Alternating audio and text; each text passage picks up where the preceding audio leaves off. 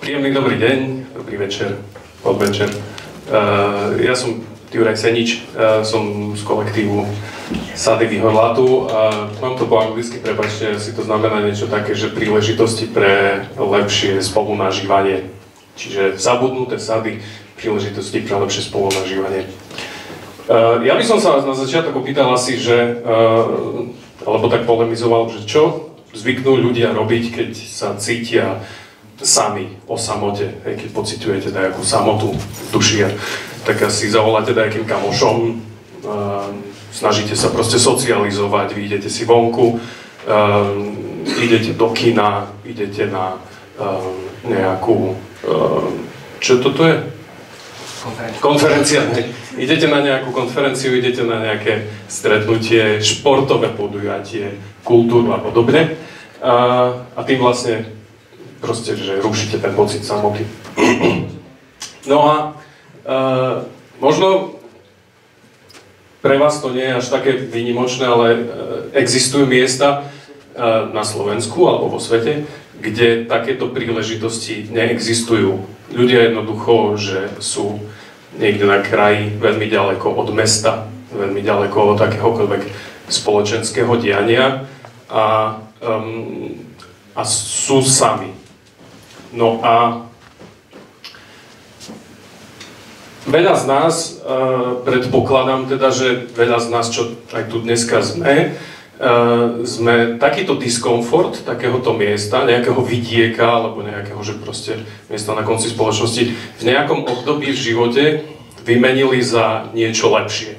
Išli sme do mesta, išli sme možno niekam do zahraničia na nejakú chvíľu, možno sme tam aj ostali, aby sme si našli miesto, kde to trošku viac žije, kde je tých príležitostí oveľa viac, aby sme vlastne akože naplnili svoje duševné potreby, aby sme sa nemuseli cítiť sami.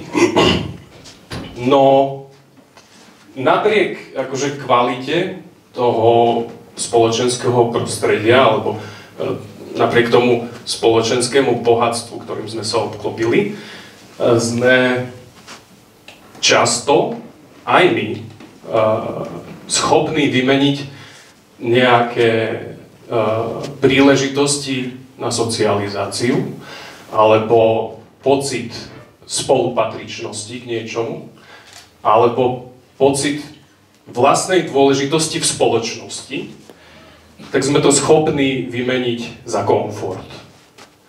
No a ten komfort veľakrát proste vychádza z toho, akým spôsobom sa my rozhodujeme vo svojom konzumnom správaní. Skadiaľ pochádzajú naše...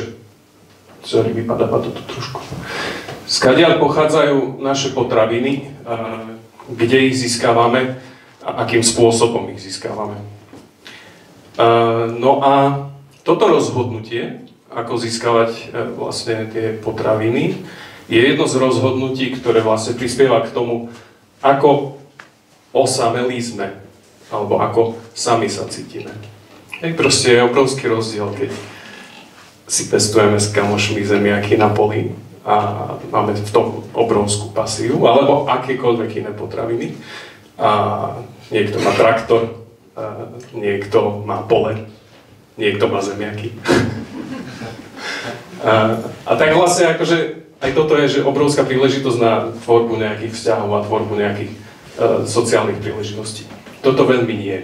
No a potom to vekom keby pokračuje, alebo že kvalitou našich príjmov a kvalitou našho života, tak si kúpime auto a namiesto MHDčky sa vozíme do toho obchodu auto. A v tej krabici plechovej proste sme znova sami, hej, odkedy nastúpime do auta, až pokým nevystúpime z toho auta, až pokým nepôjdeme do toho obchodu, až pokým si tie potraviny nekúpime, potom zase nasadneme do auta, privezieme sa domov a doma nás čaká nejaká maličká bublinka celej spoločnosti, hej, tak to ide život ďalej dookola. No a človek, možno to nie je až také prekvapivé, samota a sociálna izolácia v spoločnosti je zdrojom viacerých problémov. A je to dokonca odmerané. V Európe, v Európskej únii sa to meralo naposledy v 2022. Sociálna izolácia a samota spôsobuje veľa zdravotných, spoločenských, ekonomických a neverili by ste, ale aj politických problémov. Bolo proste naberané v 2022, že 13% respondentov, ktorí odpovedali v dotazníku, sa cítili osamelo väčšinu času za posledné 4 týždne, zatiaľ čo 35% respondentov sa cítili osameli aspoň nejaký úsek z tých 4 týždňov. No a akože prečo o tom vlastne hovorím? Ja, že jak som sa tu dneska ocitol, tak Kubo ma proste pozval, aby som niečo porozprával o našich aktivitách a ja si myslím, že zdravý spoločenský život veľmi súvisí s tým, ako zdravo žijeme. Okrem tých zdravých domov, o ktoré sa tu snažíte, akože môžete mať postavený krásny, udržateľný dom, ktorý vlastne možno dožije s vašim životom a pekne sa rozloží v prírode, ale ten život proste nebude kvalitný bez dobrého spoločenského prostredia. No a vlastne naše vlády, alebo že nejakí vysoko postavení ľudia väčšinou riešia už tie symptómy tohto problému. Takže ľudia sú sami a potom sú z toho chorí, strašne dlho im trvá, kým sa vyliečia z nejakej choroby a podobne. A akože spústa riešení na tie symptómy existuje. Hej, že tak budeme vám dávať lepšie lieky, budeme vás lepšie hladkať po vlasoch, alebo dačo také. No a potom sme tu my, hej, kolektív Sady Vyhorlatu. A my sme tí, ktorí sa snažia riešiť zdroj tohto problému. Hej. Náš kolektív z veľkej časti funguje na tom absolútne pravom konci republiky, je to 100 km ďaleko od Košic, volá sa to obec Podhoroď. A v tej obci sme sa začali pred 4 rokmi starať o starý zabudnutý jablkový sad. A v tej starostlivosti vlastne hlavné veci, ktoré treba riešiť s niečím, čo je takto zarastené, tak proste vyrúbať náletové dreviny, zmladiť ovocné stromy, ktoré sa tam nachádzajú. A skrz tieto aktivity sme našli jednoducho fakt veľa príležitostí na to, jak tvoriť aktívny život. Aktívny život v obci Podhoroď, kde okrem krčmy a kostola neexistuje žiaden iný spoločenský život. Hej, že jednoducho ľudia proste buď, a to je že strašne malé percento, že chodí do tej krčmy, tam na seba krivo zazerajú, alebo chodia do kostola a tam sa snažia skryť to, že na seba krivo zazerajú. Tak proste začali sme sa starať o ten sad, začali sme robiť verejné brigády.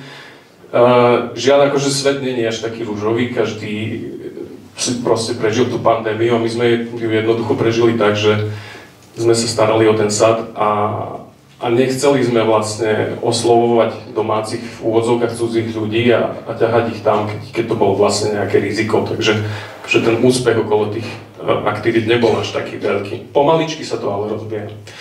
Samozrejme potom, keď vyrúbete v predjari nejaké náletové dreviny, klasicky v jari vám to všetko začne rašiť znova. Ten problém sme vyriešili tým, že sme si zaobstarali toto komando, kozy a ovce. Ten počet tých zvierat tak čarovne fluktuuje v tom sade, hej, lebo je to také, že na hranici s divokou prírodou. Tým pádom proste, keď sa niečo narodí, tak sa stane, že tam príde nejaká líška, niečo zadrhne, ale nerobíme z toho nejakú veľkú tragédiu, jednoducho my z toho nežijeme a podporujeme nejaký prirodzený kolobeh v prírode. No a vlastne postupom času sme nejak vyrúbali ten nálet a oslobodili sme z toho náletu dosť veľa tých ovocných stromov a ľudia sa z toho tešia a majú to radi a chodia vlastne na aktivity, ktoré organizujeme. Jednou z nich je vlastne, že spoločný veľký zber ovocia. V jednom momente sme nevedeli, čo s tým ovocím už máme robiť a v obci je proste taká tradícia, jak asi na väčšine území Slovenska, že buď to ovoce vypálite, alebo z toho zrobíte džem, alebo si to odložíte do pivnice. Palenie pálenky, alebo varenie pálenky a ten džem, to je také, že na dlhodobé uskladenie, to je OK, to funguje. Ale keď si človek odloží jablka do pivnice, tak niekedy teraz už z tých jablk nemá nič, hej. Lebo jednoducho nevydržia. Viac ako polovicu jablk ľudia vyhadzujú vonku, väčšinou. Tuto trošku preskočím. Tak sme otvorili malú spádovú komunitnú muštáreň, kde ponúkame domácim, aby si zmuštovali, vylisovali svoje jablka, svoje ovocie. Máme tam aj pasteurizer, tak to rovno pasteurizujeme a vlastne priniesli sme do obce, dúfam, že novú tradíciu spracovania ovocia u nás. U nás jednoducho nikto doteraz nelisoval ovocie, nikto to nepasteurizoval, nikto to neodkladal ako zlisovanú šťavu. Sme, myslím, že v regióne prví, ktorí nerobia zámerne zo všetkého alkoholu. Čo je akože celkom fajn, si myslím, hej, že trošku požiť aj ten nealkoživot. No, otvorili sme tu muštáreň a takisto, tu sa vrátim naspäť, s tými rokmi skúsenosti okolo starostlivosti o ten ovocný sad sme nabrali akože dosť veľa praxe a začali sme organizovať aj kurzy starostlivosti o ovocné stromy. A hlavne akože mimo tej intenzívnej ovocínarskej praxe. A na tie kurzy sme začali pozývať vlastne všetkých ľudí z blízkeho a širokého okolia.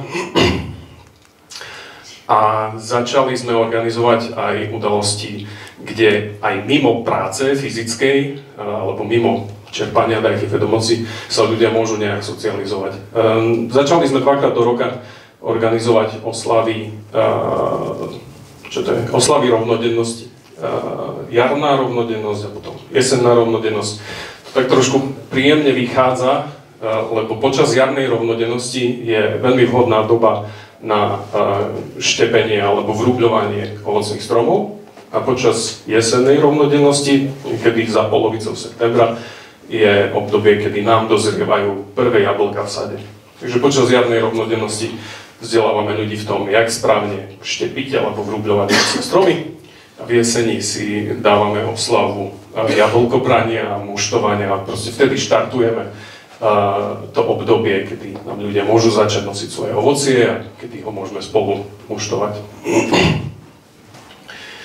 No, počas tej jarnej rovnodennosti, počas oslavy jarnej rovnodennosti si v Podhrodí vybehneme aj na kopec, zacvičíme si tam jogu.